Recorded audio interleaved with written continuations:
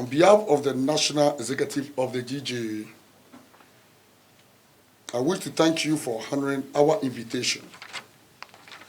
Today, we have invited you here to update you on some concerns raised at the beginning of the year, as alluded by the General Secretary.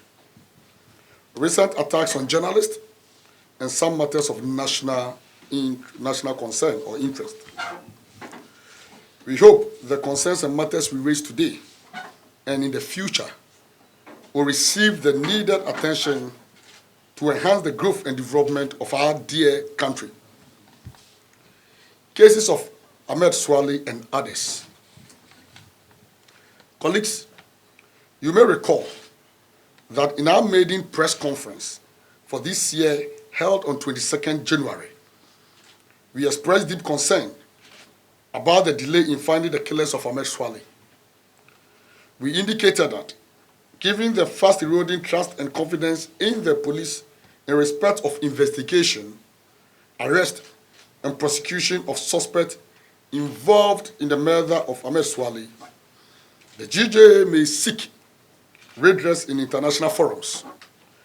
In that regard, we serve the notice that if by the end of March 2025, the Ghana Police Service has not come out with something concrete on the investigation, arrest, and prosecution of suspects in the murder case, we shall proceed to the Economic Community of West Africa States, ECOWAS, that is in short ECOWAS, Community Court of Justice, to seek resolution of this matter.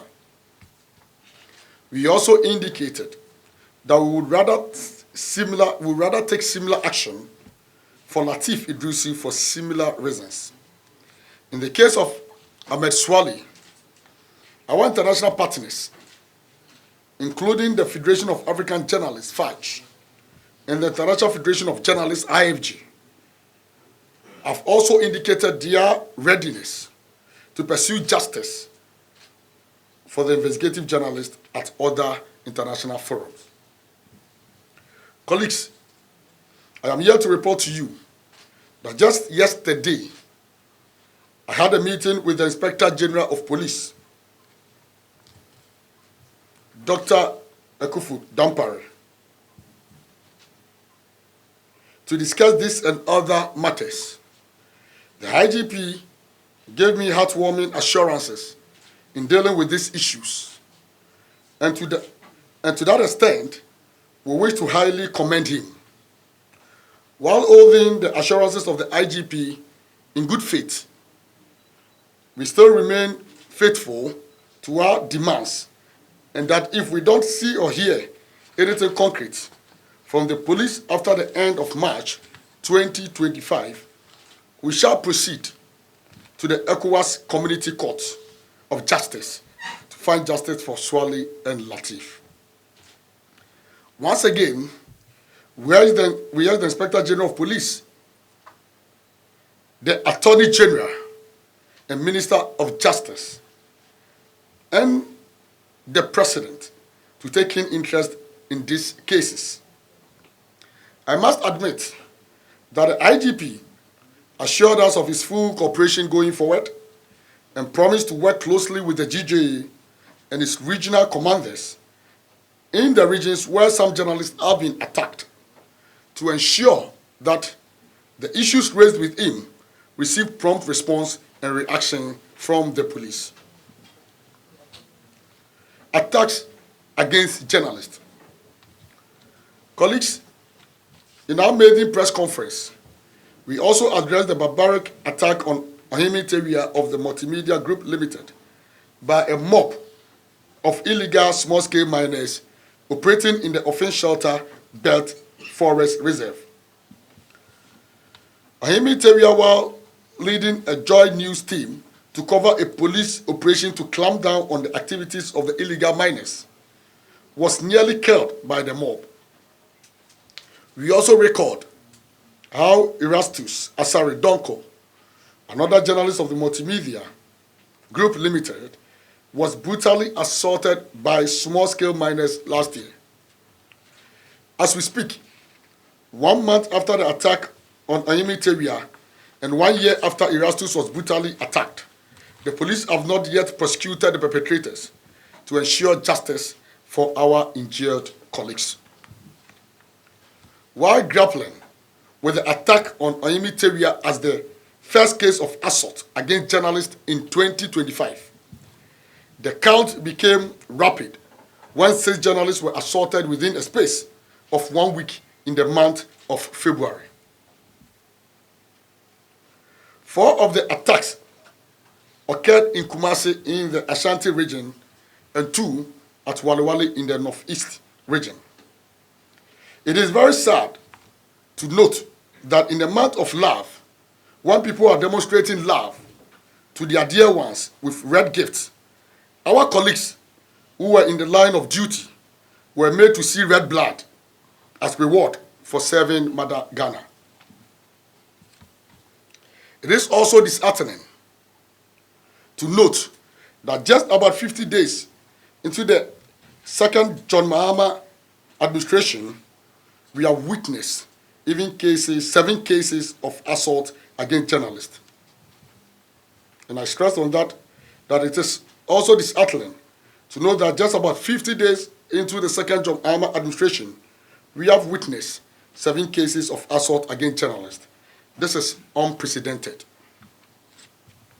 Colleagues, in the Kumasi incident, the 4 journalists were assaulted on February 11, 2025, while covering the election of the Ashanti region representative on the Council of State.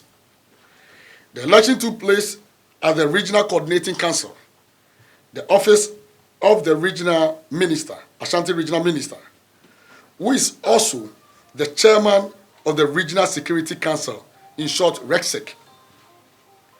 Strangely, some thugs managed to invade the premises to disrupt the election process and viciously assault the 4 journalists.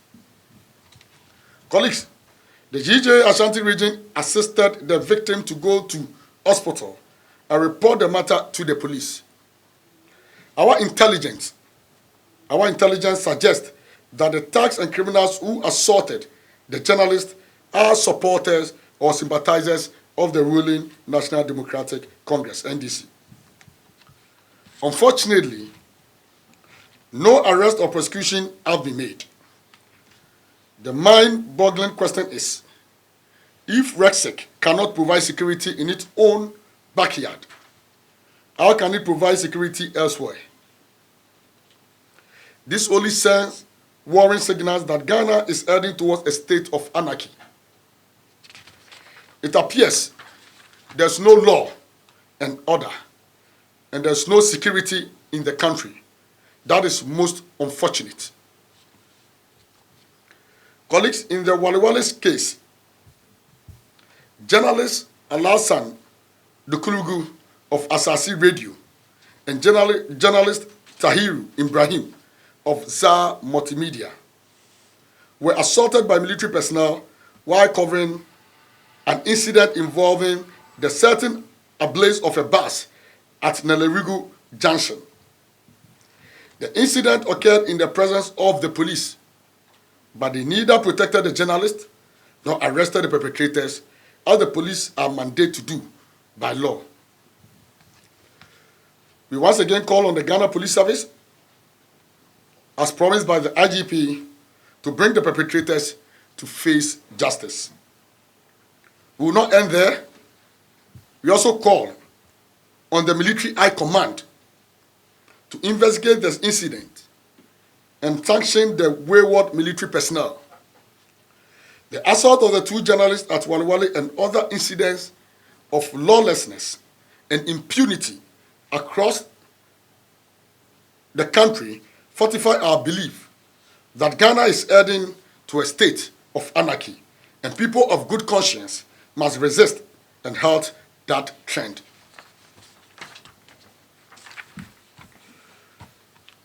We also intend to petition the Military High Command over the Waliwali incident, since it involves a soldier.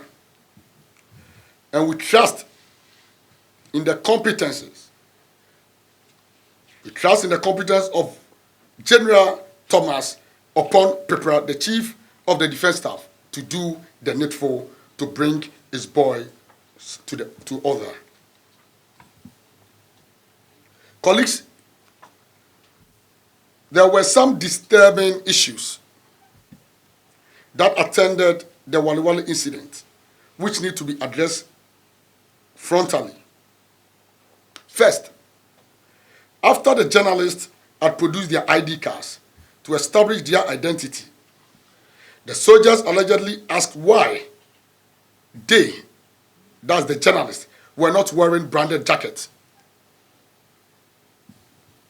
We wish to make this clear that in as much as wearing of branded jackets may be desirable for journalists in their field of work, even for their safety and security, not doing so does not take away their real and true identity.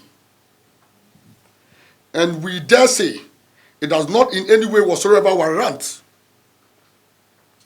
assault.